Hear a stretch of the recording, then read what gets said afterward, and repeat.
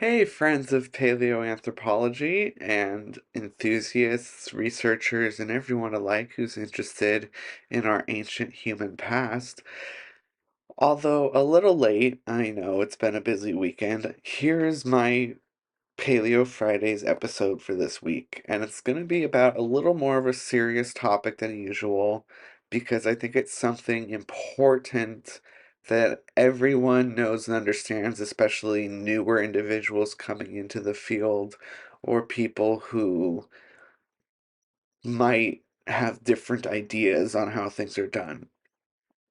And what I want to talk about is the dangers of what's in its most harsh term, but true term, called looting, and not performing the true archaeological process that needs to be done in order for an object or objects to be researched properly and put where they belong.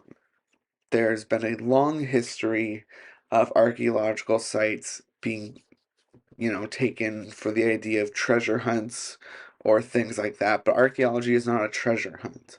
Archaeologists aren't looking for treasure. If they find it, great.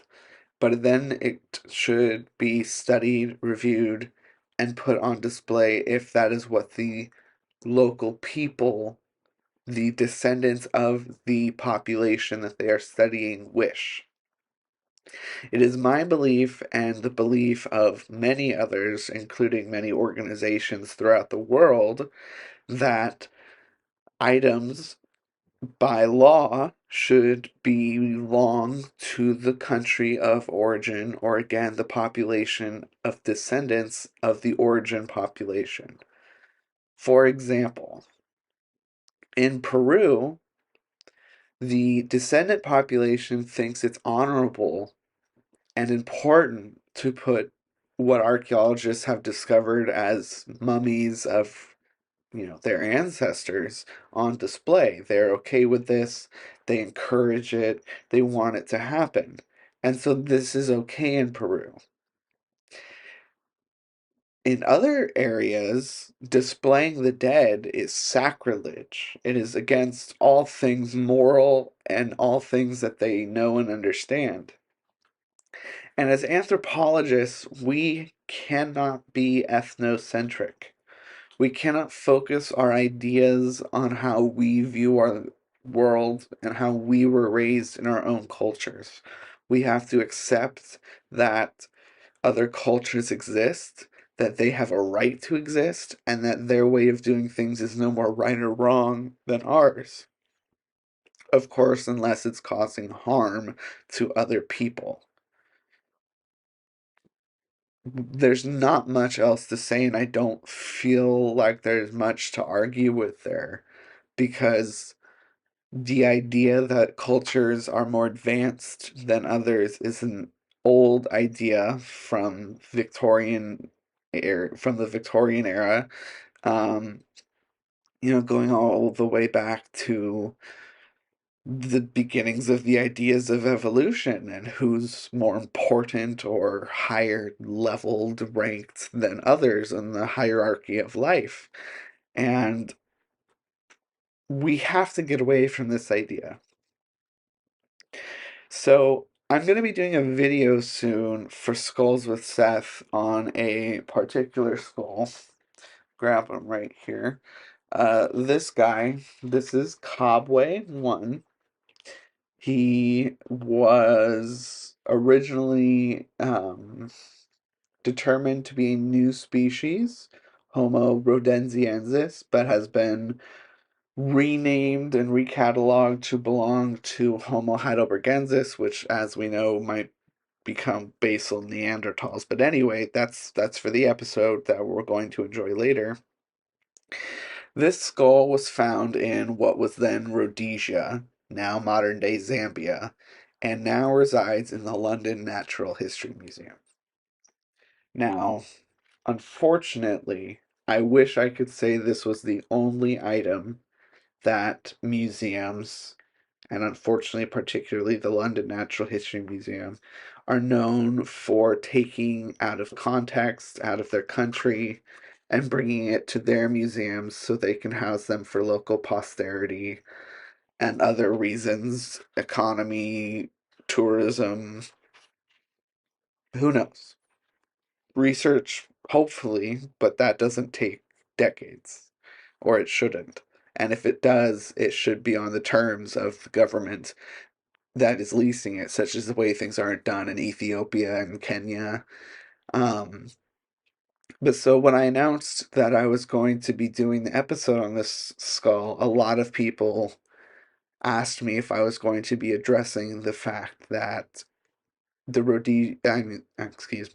Zambian government has been requesting this skull be returned for, I believe, 70 years at this point, or 50 something, something ridiculous, in my opinion. And I thought it deserved a whole episode because it represents a broader theme of items being taken out of their country and not staying with the people who technically they're our ancestors.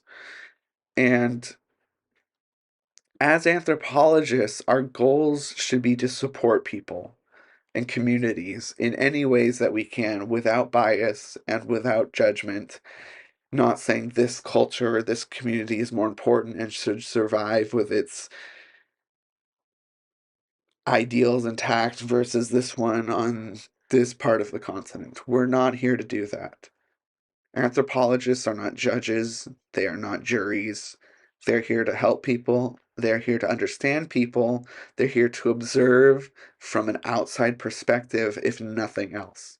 If you can't do something good for a community that you're studying, which is perfectly okay to do because sustainability and anthropology go hand in hand, and as we face a climate disaster that we are already in the midst of, anthropology, sustainability, and ecology, human environmental health all go hand in hand.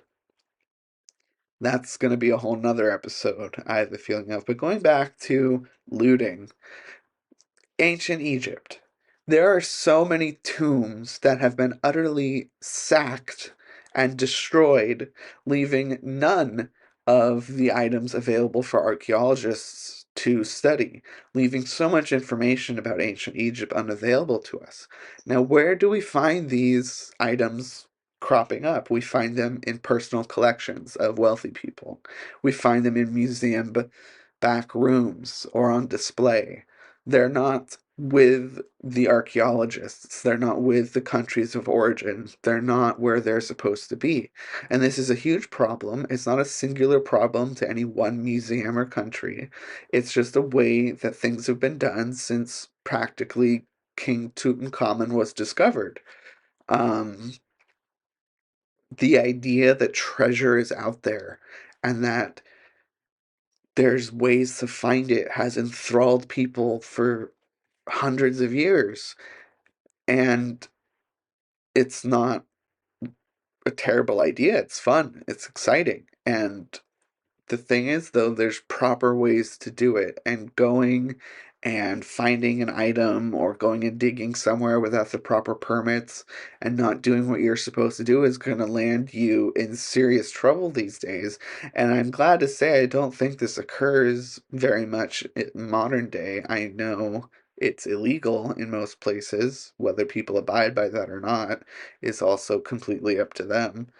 But the laws are changing in support of these countries and populations of origin, but it's important for us to repatriate and backlog what has been done and return these human remains, these items, these collections back to the countries so they can put them on display, so they can do what they wish with them, so their governments and their economies can boom with tourism and gain what they need because these countries that are being taken from are poor and are not doing well on the government, I mean, economic scale of the world. And having these items would bring that tourism to them. So there's a lot of issues that go on with looting and treasure hunting. And if you want to do it the right way. get the training, become an archaeologist, follow the rules, follow the laws, and you can have the fun, the adventure, and you can learn and educate so many people instead of taking and hiding away. And I think that's the main theme of this message. I mean, this video, sorry, this video. Um, and that's always my message is open access. Hiding things away in the ivory tower or in a private collection is not the way to go, not anymore at least, if it ever was. We need to open up the borders of education and let the information flow. I think that's it for this episode. I know it wasn't the most exciting, but I think it was a serious topic that we needed to discuss. Next week, we'll do something more fun. Let me know what you want to hear about in the comments below or send me a message. You can always email me at worldofpaleoanthropology@gmail.com or visit the contact info bar on my website. That episode of Skulls with Seth is going to be coming out soon. I'm actually waiting on some insider information that I can't give any details on right now. To make that video, and once I have that, I will make that and publish it. So subscribe and turn on your notifications to make sure you get the next episode of Skulls with Seth. You can catch that when it premieres live, not live, but when it premieres. And you know, I'm planning the next symposium that I'm going to host. Right now, it's really mainly between primate behavior and the history of paleoanthropology. Polls are still open on Twitter, Mastodon, YouTube, and Facebook. So if you want to cast your vote to have your voice heard and help me plan the next symposium, please do so. But I think that's it for now. It's Sunday. Enjoy your week, guys. I'll probably talk to you sometime during the week. Have a great time, and I'll see you later. Bye.